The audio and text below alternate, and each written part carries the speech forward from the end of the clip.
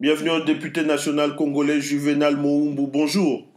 Bonjour. Vous êtes membre de l'UNC et vous participez actuellement au dialogue national. Depuis lundi, il y a des manifestations en cours à Kinshasa et on a déjà eu plusieurs victimes. Comment vous, membres de l'UNC participant au dialogue national, interprétez ce qui se passe depuis ces derniers 48 heures? Au fait, je ne peux pas ne pas rester insensible par rapport à ce qui se passe. C'est-à-dire, je condamne, je déplore au fait tout ce qu'il y a eu comme dérapage. Il y a des morts, il y a des Congolais qui sont morts durant ces manifestations depuis hier. Donc je condamne, il y a des arrestations que je condamne aussi. Je condamne le fait qu'il y a des destructions aussi méchantes parce qu'il y a des sièges de partis politiques, que ce soit de l'opposition et de la majorité. Il y a aussi des attaques sur des domiciles de certaines personnalités. Je condamne ça aussi. Il y a des menaces aussi à aller attaquer des magasins. Tout ça, je condamne. Pourquoi? Parce que les destructions méchantes, les morts d'hommes, au fait, ça ne donne pas une bonne image de notre pays. Mais je voudrais aussi adresser un message, en fait. Le message, il est adressé au pouvoir. Le pouvoir ne doit pas rester insensible face au mécontentement. Et il faut que le pouvoir écoute ce mécontentement. En fait, c'est l'expression de ça ne va pas. Il y a des ça ne va pas dans la société.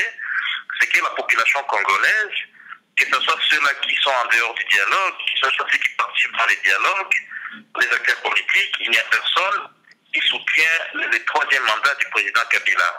Et donc, même nous qui sommes dans les dialogues, au fait, c'est pour trouver des voies et moyens devant la faute, la responsabilité du gouvernement qui ont occasionné les retards du gouvernement Lasseni. Mais monsieur le député Moumbu, lorsque vous dites que vous êtes, vous également, contre un troisième mandat du président Joseph Kabila, mais aujourd'hui, quelles sont les revendications de la rue? Est-ce que vous entendez la rue aujourd'hui s'exprimer et déjà rejeter le dialogue auquel vous participez?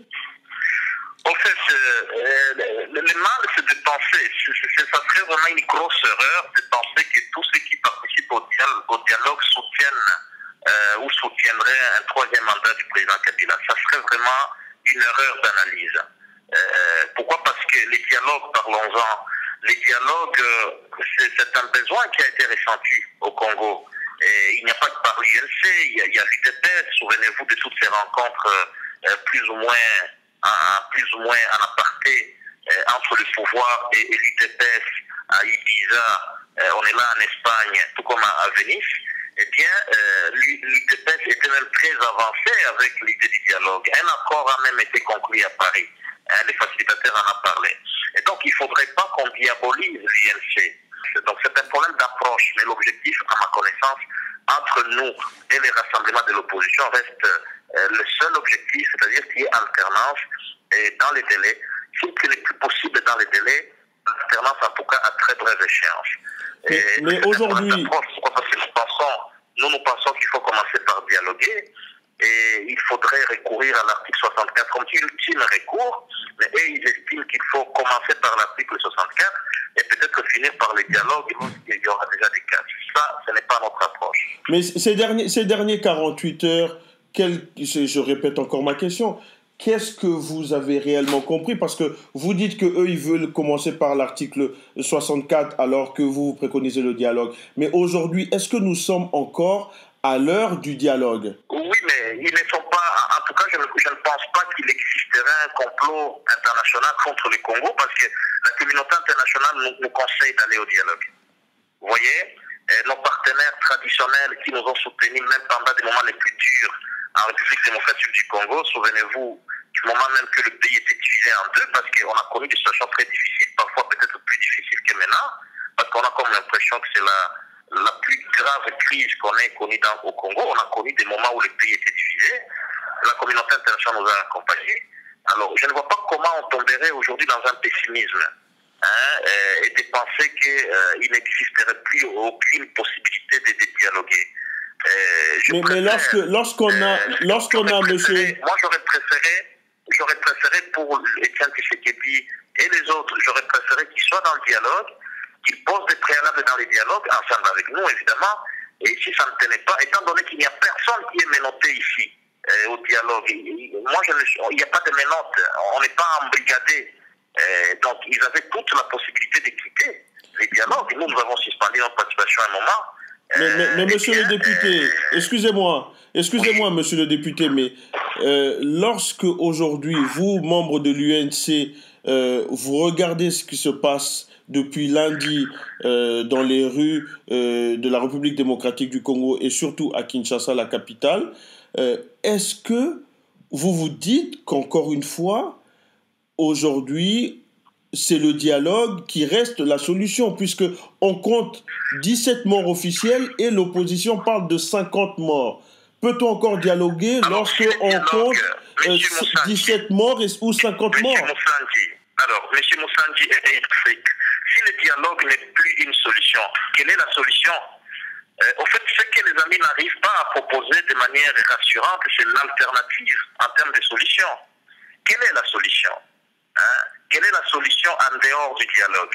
Je comprends que, et je l'ai dit en introduction, que le président de la République, le pouvoir devrait comprendre ces cris de mécontentement. Lorsqu'il y a des morts, ça veut dire qu'il y a un sérieux problème. Je crois qu'il est de l'intérêt du pouvoir, de l'intérêt du président Kabila, en pareille circonstance, de faire une déclaration pour rassurer les Congolais, pour dire qu'il n'y aura pas révision de la Constitution, pour dire qu'il ne se représentera pas ou qu'il ne se présentera pas pour un troisième mandat parce que cela lui est interdit par la Constitution. Donc il est de son intérêt pour multiplier des actes de décrispation politique, pour libérer des personnes qui ont été arrêtées il y a des mois, des années, et pour libérer ceux-là qui viennent d'être arrêtés. Donc il doit écouter, les pouvoirs ne doivent pas endurcir les cœurs, les pouvoirs ne doivent pas rester insensibles, je l'ai dit. Mais les opposants aussi, les acteurs politiques de l'opposition doivent privilégier les dialogues. Il faut que l'article 64 dont on parle soit le dernier recours. Est-ce qu'aujourd'hui l'UNC est réellement en phase avec les besoins ou le ressenti des Congolais? Nous sommes d'accord. Vous savez, quand on est leader, il arrive des moments qu'on n'a pas du tout compris par sa population. Ça arrive. Ce n'est pas toujours évident que tout le monde maîtrise la lecture que nous faisons de la situation et du contexte. C'est pas évident. C'est pas évident que tout le monde comprenne la teneur de la résolution 2277. Cette résolution, on la comprend souvent à tort et à travers. Eh bien, quand on est leader, lorsqu'on est convaincu que la voie dans laquelle on s'engage, c'est une voie qui est au bénéfice de l'intérêt général, au bénéfice du peuple, on s'y engage, on accepte parfois de subir toutes sortes de critiques, mais sachant bien là où on part, parce que le leader, c'est celui-là. Le leader, ce n'est pas celui qui doit être comme une sorte de girouette, être mené à gauche, à droite, puisque la population ou la rue le mène à gauche, à droite. Le leader, c'est quelqu'un qui a une vision, et qui dit, et dans la vision, il amène le peuple dans cette vision. Évidemment, il ne faudrait pas que la vision soit pour ses propres intérêts, bien entendu. Et nous ne sommes pas là pour nos propres intérêts, ni Vital, ni nos Camerounais, ni nos autres. Le leader, c'est celui qui a une vision. Donc la rue, c'est l'expression de mécontentement, je l'ai dit, ça veut dire qu'il y a un problème au Congo, et le président Kabila ne devrait pas rester silencieux par rapport à ça. Il faut agir, c'est le moment, il faut se prononcer, il faut briser le silence.